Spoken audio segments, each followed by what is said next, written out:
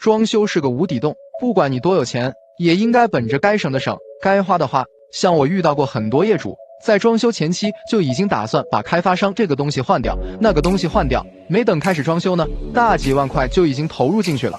小东在装修行业也入行10几年了，以我的经验来说，如果是普通家庭装修，其实有些地方是没有必要进行更换的。全部更换的话，不但装修费用会增加很多，而且换了之后也未必就比没换的好。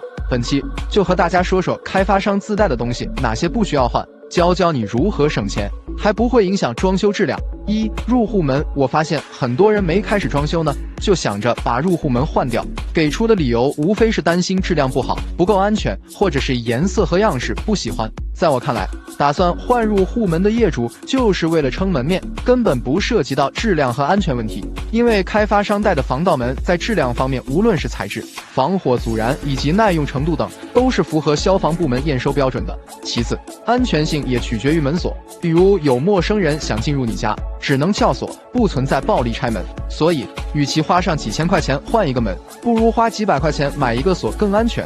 至于样式的话，在我看来，反而是越朴素越好，这样还会降低被盗的风险。如果仅仅是颜色不喜欢，那就更没必要换了，可以后期做各门改色的处理。二、窗户。说完入户门，我们接下来再讲讲窗户有必要换吗？现在开发商交付时自带的窗户，一般就是2种材质，常见的就是断桥窗和塑钢窗。如果你家的窗户已经是断桥窗户了，我的建议就不需要更换了，因为断桥窗在保温和隔热性能方面做的已经很好了。可能有些业主会说，我换成更厚的材料，换成3层或加胶玻璃，又或者是更贵的系统窗，不是更好吗？当然，性能方面会有一定的提升，但是装修费用也会增加很多，而且还要承担风险。其实很多人不太了解，从建楼的角度，一般是先安装窗户，然后再做保温防水，再打胶，这样的话，它的防水效果会更好。如果我们后期换了窗户之后，这个防水出现问题的概率是非常大的，后期很容易出现漏水的情况。如果是塑钢窗的话，也不用过于担心质量问题，因为在耐用程度方面也是经过国家验收的，除非你的新房是紧邻闹市区，或者是在铁路机场附近，外部环境噪音比较大，长期居住再考虑更换。三、电线、水电改造是基础施工中最重要的一个环节。有些装修公司会说，开发商电线怎么不好，挑毛病说这地方线粗了，那地方线细了，让你全部换掉。部分业主因为没有装修经验，只能听信这些话，结果在改水电这上面多花了大几千。正常来讲，开发商的电线绝对是符合国标范围的，因为它也是需要验收的。所以说，我们要考虑的是断点改就行了，根本没必要全部换掉。比如说一些特殊环境，像厨房和卫生间会经常性的使用一些大功率的电器，我们单独走一根4平方的线，后期用电会更安全。其他位置像客厅和卧室，完全可以保留开发商的电线，选择断点改就行了。有些装修公司会把灯线都给你换成4平方的，说穿了就是想多挣你的钱。如果是二手房翻新，所住房龄过老在10年以上，处于安全方面的考虑，建议电线全部更换。有些新人业主可能会问，那水管要不要更换？水管是可以换的，原因是因为现在的品牌水管，一般商家都会给产品一个50年的质量联保，而且安装完还会上门免费做打压测试和质量验收的，这样后期我们用着也更放心。四、地暖，像我们北方城市，开发商交付我们新房的时候都是有地暖的，很多业主会觉得开发商用的是工程管，担心质量不行，觉得地暖后期用起来有可能会出现漏水的这种情况，所以打算把地暖砸掉换成新的，真的不建议大家这么做。接下来和大家说一下我的理由。首先，如果你换成新的话，额外需要花很高的一笔费用，比如说砸掉地暖的人工费、垃圾清运费、地面找平费等等。有一些水电师傅为了多赚2个钱，所以会劝说你把这个地暖全都砸掉。其次，一般来说，如果是正规的开发商，他走完的地暖管质量上也是没有问题的，因为地暖施工完成的时候，会有相应的部门去检测验收，验收合格之后，他才可以去做保护层，所以可以完全放心使用。并且这个小区如果说同时供地暖的话，不会因为咱们一家出现地暖不热这种情况的，而是整体都会出现。所以说地暖的话，整个小区如果说集中供暖不好，你换也完全没有必要。如果说你真的担心供暖不热的话，完全的可以把家里面的分水器换一换，因为开发商自带的分水器一般没有我们在市场上买的品牌分水器好。结束语，还是那句话，装修是个无底洞，该省的就得省。以上这4样东西，你不去换它的话，你在装修里面会省下一大笔费用，而且装修完的房子也不会影响你的生活质量。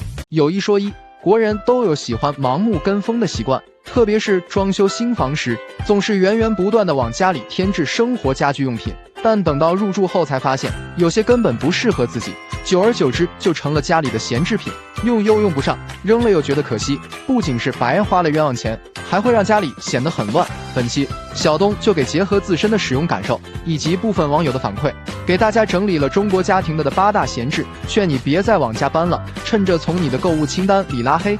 1、客厅的茶几。在老一辈固有思想的影响下，茶几始终是大多数家庭客厅中的标配，但往往入住后才发现，它的作用真的是微乎其微，仅仅是堆放零食、杂物和遥控器的地方，不仅显杂乱，还占地儿，特别是有孩子的家庭，真的是食之无味，弃之可惜的存在。网友反馈一只豆的猪，听我一句劝，家里有宝宝的尽量别买茶几，因为随着娃长大，茶几就变得特碍事了。还好我聪明，把它改造成阳台花架，算是废物利用吧。网友哆啦 A 梦，客厅太小，真的别放茶几，碍眼又碍事。我家就是这种情况，实用不太行，闲置率第1名。2、充当门面的酒柜。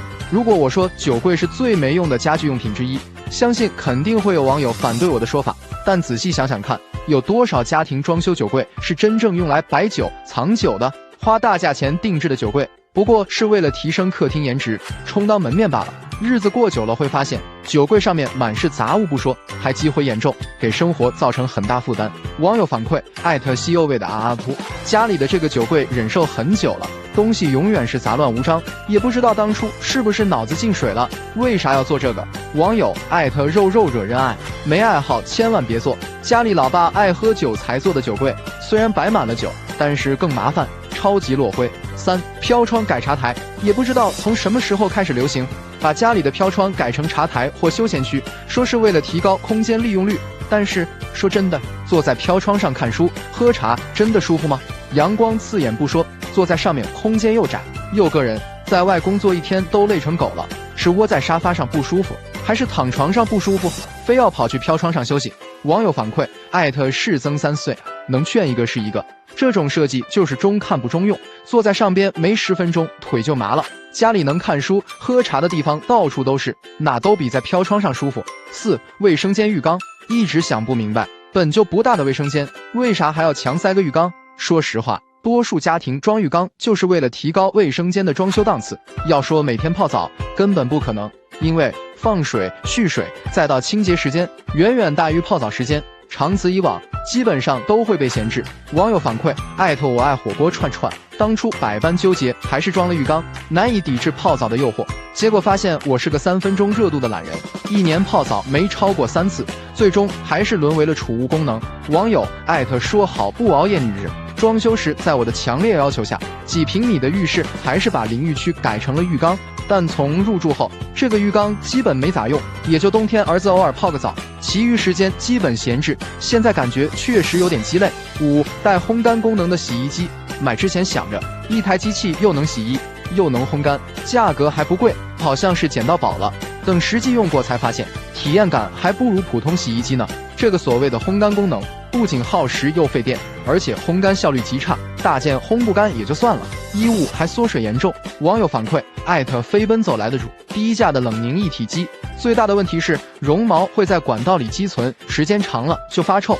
当然也有热泵式的一体机，但是价格贵，1万元以上的价格，还不如买洗烘套装划算。6、给亲戚预留的客窝。其实多数家庭预留一间客房的目的，无非是为了防止亲朋好友来做客，或者父母过来的时候没地方住。但时间久了才发现，这个次卧总是闲着，亲戚几年都不来一回，父母偶尔来也基本不留宿，更多是觉得不方便。结果就是这间次卧的最终归宿大概率会沦为杂物间。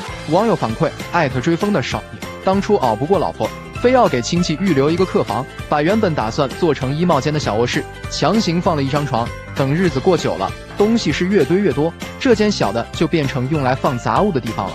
7、出场率不高的锅具。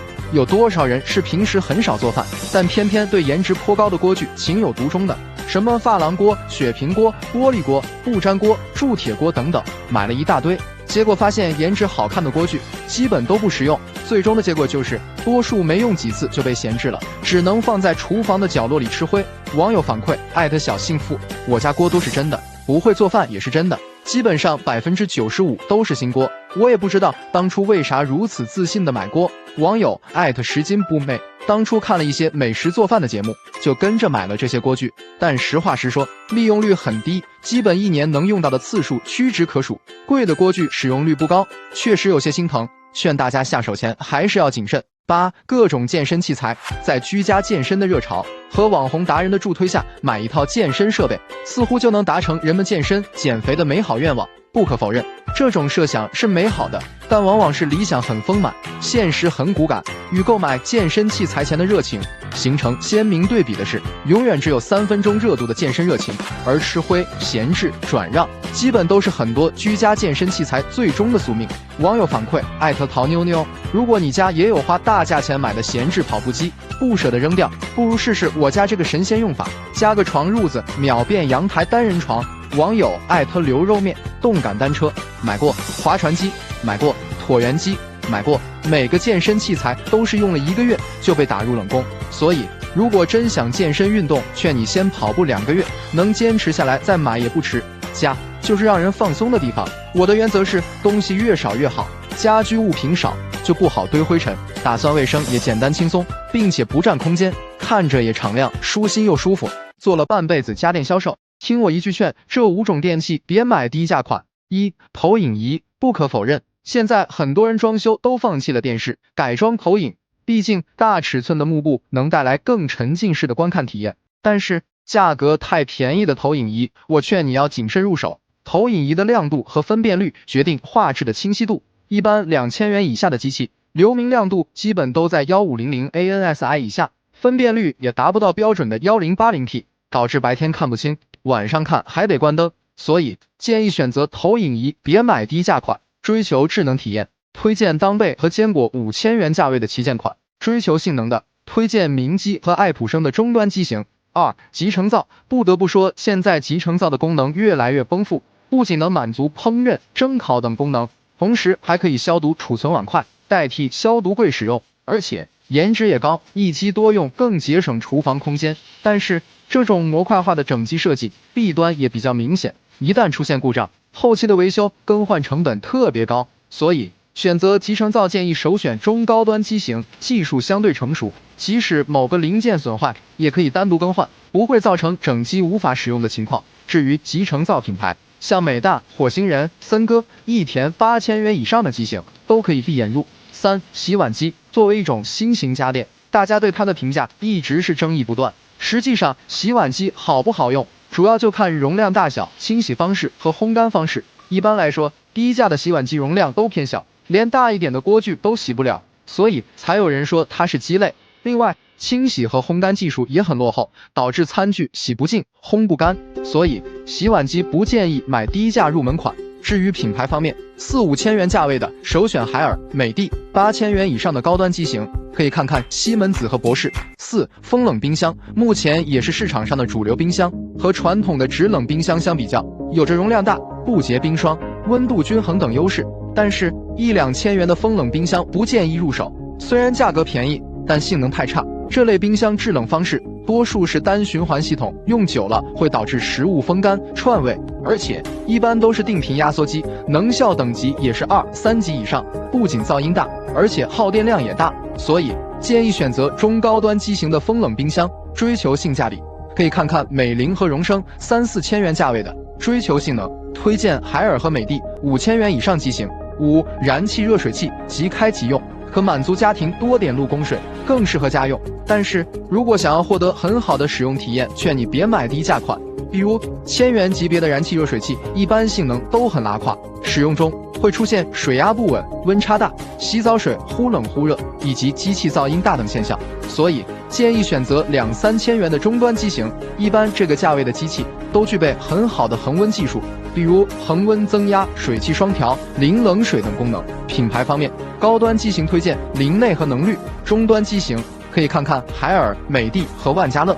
这8种智能家电正在成为中国家庭的标配，不是误导，是趋势。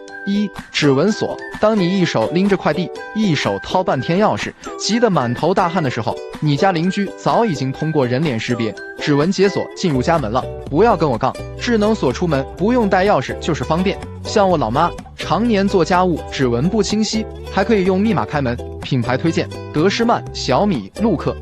智能马桶。想象一下，当你上厕所，马桶会自动翻盖，再也不用手动去抠马桶盖圈，冬天再也不用去感受坐在马桶上那股凉意，便便后也不用担心厕纸擦不干净、屁屁那种烦恼，你会是什么体验？除此之外，臀洗和腹洗功能对女孩子来说简直是福音。品牌推荐：TOTO、恒洁、松下。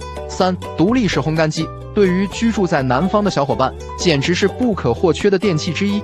拥有它，不仅能还你一个干净整洁的阳台，同时再也不用担心阴雨连绵的潮湿天气。正如网友所说，热泵式烘干机就是好用，烘出来的衣物不仅干燥蓬松，还能消毒除菌。品牌推荐：西门子、博士、小天鹅。垃圾处理器。用过以后真的后悔买晚了，这是我爱人的真实感受。有了它，再也不用每天洗碗的时候再用手去抠残渣剩饭，也不用担心厨房垃圾招小飞虫、反臭味，地面湿哒哒的，一天拖上好几遍，出门也不必再被灵魂拷问你是什么垃圾了。品牌推荐：贝克巴斯、鱼库、爱诗意、复旦申花。嵌入式洗碗机。洗碗机对于宝爸宝妈、上班族来说简直是必备的幸福感电器，花几千元换1年365天的轻松，相信你没有理由会拒绝。何况它不仅能洗碗洗盘子，还能洗海鲜、洗果蔬，不仅省时省力，还有利于家庭和谐。进阶版还有存储除菌功能，连消毒柜都省了。品牌推荐：西门子、美的、海尔。蒸烤一体机。说蒸烤箱一体机可以解决当代年轻人的吃饭问题，这点我是非常认同的。就像我家接触过蒸箱、烤箱、微波炉后，最后还在厨房占有一席之地的，就属蒸烤箱一体机了。优点就是节约空间，且功能齐备，无论是烤肉还是蒸海鲜都信手拈来。品牌推荐：凯度、西屋、德普凯信。管线机。抛开净水器不讲，它是我家使用频率最高的一个电器了，即可出热水，还有温度调节，不管是泡茶、冲奶粉，还是夏季里的一杯冰水，都能时刻满足需求，逃不开的真香定律。比起饮水机、烧水壶、暖水瓶，不仅实用方便，也更卫生。品牌推荐：COLMO、美的、宾特尔。扫拖一体机。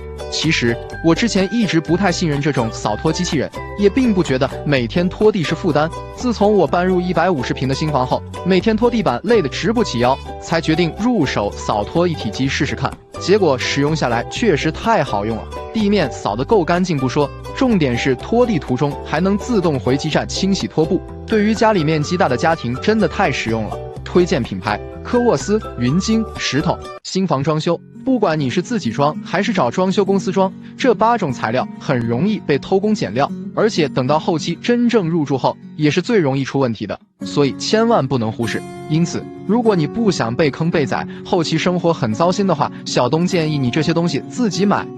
玻璃胶商家为了降低成本，大多都会给你用的都是廉价、质量不太好的密封胶，有的甚至会甲醛超标，基本上都是刚装完的时候，你看不出什么大毛病，但最多用上2-3个月问题就出来了。经常出现的问题就是开裂、脱落、发黑、发霉等现象，尤其是经常接触到水的地方，比如水槽、马桶、台面等等需要密封收边的地方，小东建议，所以一定要自备防霉密封胶，后期使用寿命长，千万别不舍得花这点小钱。对环保要求高的，建议选择0级防霉密封胶，比如西卡、瓦克、道康宁都可以放心用。角阀，不管你家装修是半包还是全包，涉及到角阀质量一定要把好关，它关乎到家里所有用水的地方，一旦出了问题，不仅自己家受损失，还有可能邻居家都跟着遭殃。很多装修公司自带的角阀主体一般是锌材质的，阀芯也是普通的橡胶材质，这种角阀用不了多久就会出现生锈、渗透甚至爆裂的问题，安全隐患极大。小东建议角阀可以自己在网上买，选品牌的也就20-30块一个，比如潜水艇、九牧都不错，记得选不锈钢主体、陶瓷阀芯的，家用个1-20年都用不坏，真正是花小钱办大事，把钱用在刀刃上。止腻阀，如果不想入住后日子过得糟心，提醒你厨卫的止腻阀一定要上点心，否则可能会天天闻别人家的饭菜味以及卫生间发出来的臭味，尽量不要用商家赠送的，一般质量都不会太好。还有一些开发商已经安装好的，质量和标准也不好说，所以还是建议你自己买，质量更放心。一般来说，买一个价格在180块左右的，选择 ABS 材料的就够用了。小东建议，止逆阀最好在家里贴砖之前买回来，等瓦工施工的时候，让师傅顺手就给安装上了。记得一定要安装在瓷砖上，密封性更好。另外，要确保卫生间浴霸换气的排风管连接在止逆阀上。4. 燃气热水器辅料。家里装修如果选择安装燃气热水器，建议一定要自己提前准备好辅料，不然回头等安装的时候，光是材料费就能多坑你500-600。因为燃气热水器可不仅仅是买个机器就完事了，想省钱不想被坑，可以提前问商家都包含什么，比如是否带脚阀以及波纹管、排烟管各多长的，然后再去购买不足的辅料。小东建议安装燃气热水器辅料至少要准备2个脚阀或者球阀，2根水用波纹管1米的不锈钢排烟管，适量长的燃气管。另外，燃气热水器更推荐大家买球阀，因为球阀相比于脚阀出水量更大。5. 地漏是装修中很容易被大家忽视的一个东西，其实后期卫生间反不反胃，有没有小飞虫都是他说了算。很多装修公司给你用的还是普通的 PVC 地漏，这种地漏的质量很差，用不了多久就会反臭味，而且下水慢，到时候卫生间味道很大，你还找不到原因。小东建议，所以地漏一定要自己买，材质不管是不锈钢还是纯铜的，质量都没问题。阀芯选择 T 型侧排的即可。深水封虽然防臭效果好，但下水慢，磁悬浮的容易卡头发，价格还贵，没必要。品牌方面，比如潜水艇还有摩恩都不错。不考虑价格的话，也可以看看反必可。6. 瓷砖胶，只要你家有瓷砖上墙，就一定要用到瓷砖胶粘贴。但是这里有个细节，很多人不会注意，就是不同大小的瓷砖需要用到瓷砖胶是不一样的。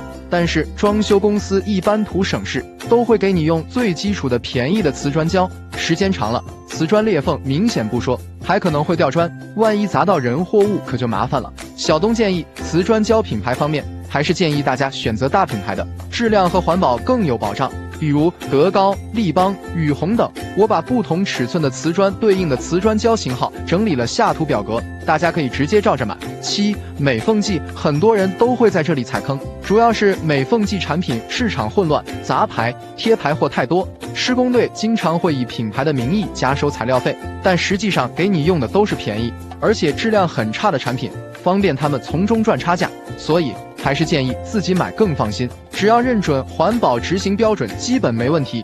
另外，施工方面也可以尝试自己做，网上有很多教程，非常简单，搞不好可以省下好几千的人工费。小东建议，瓷砖美缝一定要选择和瓷砖相近的颜色，美缝存在感越低，效果越好。另外，白色美缝剂不要选，时间长容易发黄。还有，反差色只适合小尺寸的砖。品牌方面可以看看德高、卓高、皇氏工匠，价格选择在70-80块左右的就可以了。8. 五金铰链，不管你家做橱柜也好，做衣柜也好，都会用到柜门铰链，而且用量很大。无论你选品牌定制也好，还是当地小工厂也好，一般铰链和五金都是需要额外算钱的。但是同样品牌的东西却比你自己买要贵很多。目前在高端的定制品牌用的基本也就是百龙、海帝狮这些牌子的五金。如果给你用的五金件品牌都没听说过的话，那更要自己去买，不然质量得不到保障，用不了多久就会坏。小东建议，其实除了开门铰链，还有抽屉、拉篮等这类五金都可以自己买，认准品牌，至少省下一半的钱。追求性价比，可以看看国产东泰、汉高、海福乐这几个牌子都很不错。说在最后，之所以小东建议这些东西要自己买，帮大家省钱是其次，更重要的是可以避免入住后给生活上带来的很多麻烦。卧室是用来休息和放松的地方，因此在装修上一定不能太过于花俏。如果仅仅考虑颜值的话，可能在实用性方面就会一塌糊涂。对于装修新人来讲，因为缺少经验，往往容易盲目跟风，结果导致钱没少花，但装修的效果却不尽人意，入住后的日子更是苦不堪言。本期小东根据自身经验以及网友反馈，给大家总结了卧室的7不装避坑经验，等到入住后你就会知道实用才是硬道理。1. 不装纯实木和强化地板。纯实木地板，高档大气，脚感舒适，确实是它的优点。但光照开裂、遇水膨胀也是它的特性，尤其是在地热环境下，很容易出现起拱、长缩等情况，售后问题特别多。强化复合地板虽说耐磨抗造，但毕竟是密度板材质，加工过程中会用到大量胶水，在环保性方面的确让人堪忧。网友反馈小鸡000，我家纯实木地板安装了不到1个月就出现翘气问题，真的太糟心了。地面是地暖加全屋防潮防水，钱没少花，到该来的还是没躲过。Cindy 呀，装修前因为想省点钱，所以选了强化复合地板，颜色倒还可以接受，但安装完都过半个多月了，还是有这么大味道，后悔也晚了。希望通风半年能好些吧。小东建议喜欢木地板的温馨，建议选多层实木地板，既兼顾了木地板的脚感，又不失档次，而且相比于纯实木地板性能更稳定，和强化地板相比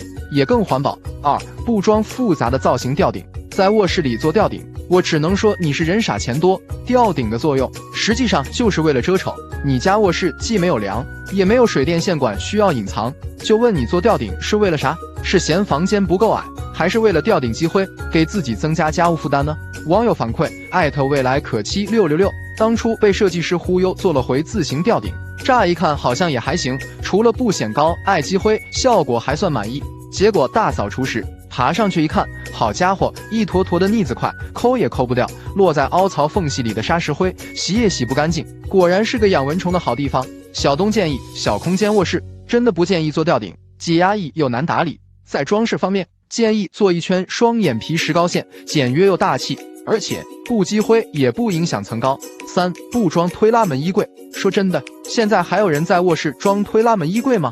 节省空间算是它唯一的优点吧，但其他方面可全是缺点，装过的人就没几个不后悔的。凹槽轨道积灰难打理不说，用久了还会出现卡顿、柜门拉不严的情况，而且每次只能开半扇门，拿取衣物也不方便。网友反馈南北木木，为了不占用过道空间，订了推拉门衣柜，这才入住刚半年就后悔了。